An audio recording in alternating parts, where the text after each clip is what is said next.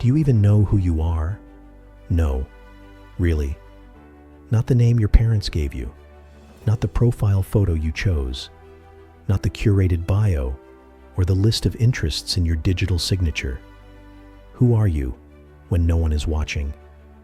In the age of constant connection, we are more fragmented than ever. Each platform becomes a mirror. But these mirrors are warped.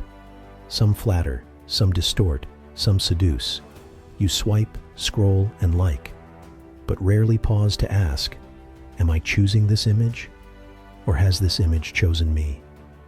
There was a time when identity was formed slowly, through lived experience, through trial and error, through real conversations, silence, solitude, suffering. Now, identity is assembled like a product, packaged, posted, and traded for approval. We don't just have selves anymore, we have brands. And that's where the fracture begins. Because when you become a brand, you stop becoming a person. We begin to live as performance. A subtle performance, yes, but a performance nonetheless. You smile for the camera, even when you're breaking inside. You share your wins, but swallow your losses. What happens to the parts of you that don't perform well? The awkwardness, the insecurity, the confusion, the rage, the grief. Those pieces get buried, filtered out, cropping the soul to fit the screen. But the self is not a static image. It's not something you can pin down and display. It is a living process, a becoming, a river, not a snapshot. And when that river is dammed, when it's forced into artificial shapes, something within us begins to suffocate. Carl Jung warned us that the more we repress parts of ourselves, the more power those parts gain in the shadows. In a world obsessed with control over appearance, we've become strangers to our own depths. You can't follow yourself if you've never met yourself. And meeting yourself, truly meeting yourself, requires solitude, stillness, honesty.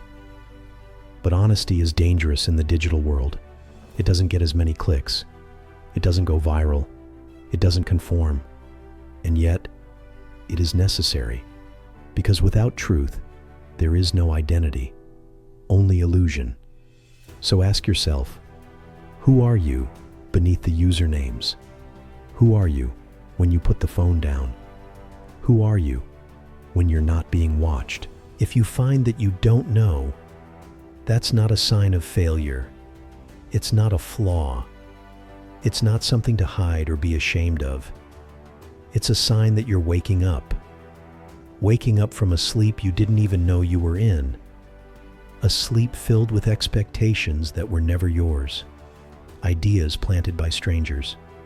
Images that told you who to be before you ever had a chance to ask. Because the truth is, most people don't know who they are.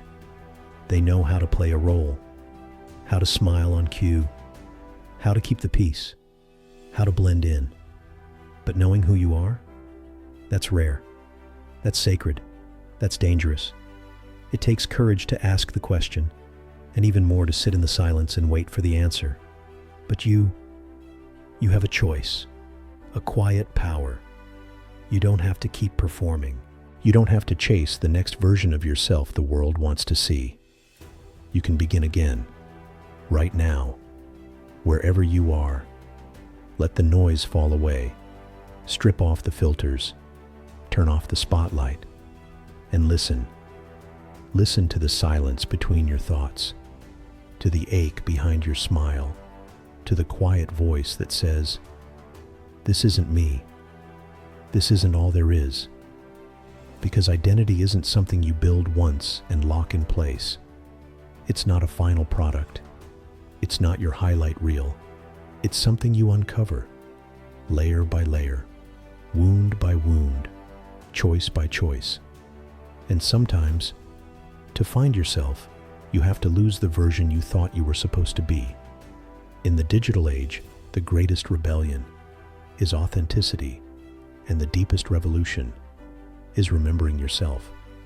So I'll ask again, not for the world, not for your followers, not for the image you project, but for you. Do you even know who you are? Maybe now you're ready to find out. But don't rush it. The self doesn't scream, it whispers. And the moment you stop chasing the world's reflection, you catch a glimpse of your own. Not the one shaped by algorithms, not the one bent to fit in, but the one that's always been there, beneath the noise, beneath the fear, beneath the pretending. The real you isn't something new to become. It's something ancient to return to. So be patient, be still, be honest, because the journey back to yourself is the only one that truly matters. If this made you pause, if you're drawn to deeper truths and quiet strength, then you're in the right place. Like, subscribe, and keep exploring with us. See you in the next one.